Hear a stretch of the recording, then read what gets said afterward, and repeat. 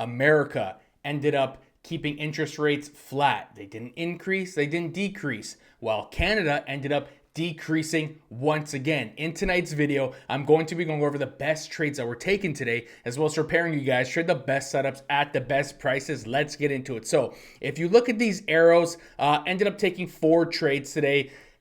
They weren't the best, like by any means, like a massive trade, but you know what? I hit my daily goal. So first things first, if you watched last night's video, 603.05. This was an open gap to fill on SPY. We ended up filling this gap in yesterday's trading day. Okay, it was a previous resistance. We ended up ripping through this level without retesting it. So once we came back down to retest 603.05, I ended up buying calls. Right? I do this live on live stream, guys. I ended up buying 602 calls. I bought in. I sold the move for almost a full point. We came back down. I'm like, screw it. I'm adding again because I had runners. I added to my runners another full-size position, sold the move. We came back down. We bounced immediately on the next candle right here. As you can see, ended up buying and alerting calls again on live stream. Hit this trade 3 times in a row. And I was telling the entire community, guys, it's FOMC. It's going to be volatile. Once you buy in and you're green, sell the move, right? And this, it doesn't look like too big a price action, right? This was a dollar move, another dollar move, another dollar move, right? It was a lot on SPY. This is why the contracts are moving amazing. And then I ended up going live again during FOMC. I was live streaming during the news in the Daily Sniper. So if you look, right? Where did SPY end up bouncing today after this big sell-off? Oh, look at that, 600, massive psychological level, right? Look at the immediate bounce we had. So we knew 600 was a floor. 600 was a good level for calls until we end up rejecting. What ended up happening? We ended up breaking through 600, came back up to retest. I ended up getting puts, guys, and I sold the move, right? It was a quick little scalp. Look what these did. It doesn't look like a lot. Again, 629, a full point, right? The contracts were going crazy. These trades look so small until you're like, wow, SPY moved a full point. And if you know options contracts, those things move extremely quickly. So those are the trades I ended up taking today. So let's look at where we are standing right now and the upcoming game plan for tomorrow and the rest of the week. So we ended up having yesterday's previous closing price, 604.52. We have yet to fill this gap. This gap is still not filled, okay? So keep that in mind. We have an open gap, one open gap above us. The next gap is at 608. So 604.52 and 608. Add these levels to your chart. These are open gaps on SPY. So I told the entire Discord, do not swing anything. We need to let the market digest this information. You see all the zigzag? We ended up closing and we're pretty much trading flat on the day, right? After FOMC, we're flat. You know what that means? That means do not swing trade. The market is uncertain. I'm going to give it till tomorrow. Let the market digest, right? All this information, and we're going to get the overall direction tomorrow. So when it comes to the upside, okay, we're most likely going to pull back at 604.52 if we end up gapping upwards. I don't like it, right? It is a good level for shorts. It could work out. My biggest level is going to be 605.80 as per last night's video, okay? So we already have the upside ready to go. We got 605.80 and we have 604.50. If I start seeing weakness here and it doesn't look like we're going to push to hit our key level, 605.80, I'm just going to hit puts, right? For the gap close reversal. To the downside, if we lose, this is the make or break it level. If we break under 600, SPY is going to free fall down to 595.50, right? It's going to take out the lows of yesterday and it's going to go to Monday support.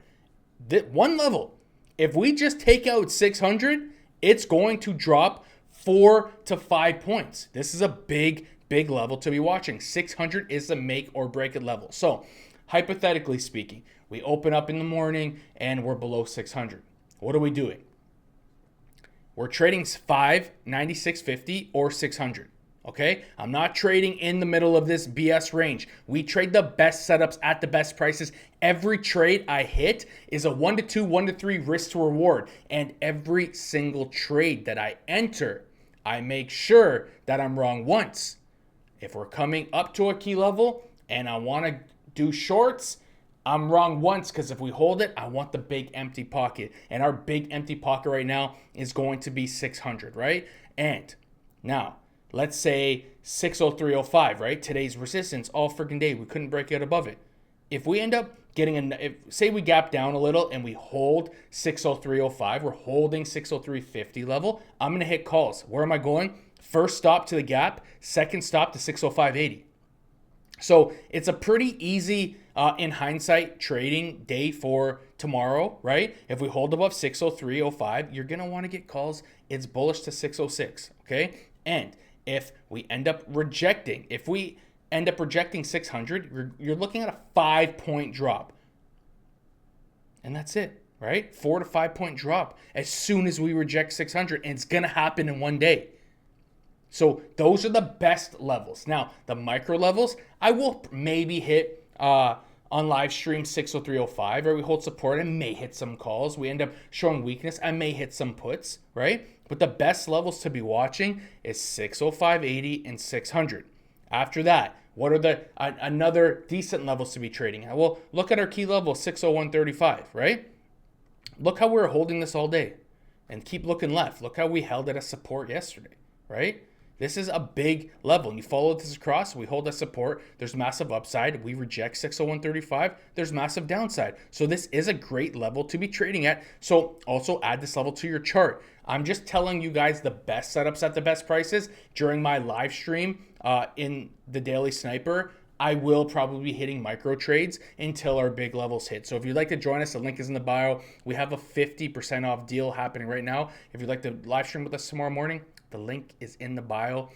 And that's it. So those are the best levels to be trading at. Today, if you just look at the trades I ended up taking, they look like little baby trades. People are like, what, you bragging about that? Yo, dude, I made $1,500 today, over $1,500 scalping calls 3 times at this level in one put play.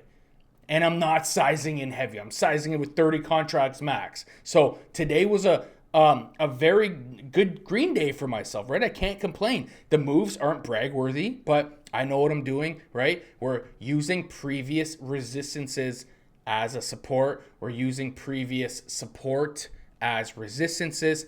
It's very, very simple. Anyways, guys, that is it for me today. We have a bunch of earnings this week. Keep that in mind. Don't swing trade, right? Just come join our community. We're going to hit plays, make our daily goals. You're most likely going to pay for like at least 5 months to a year in one single trade, right? And it's a fact. It's not even fiction. This is what we do.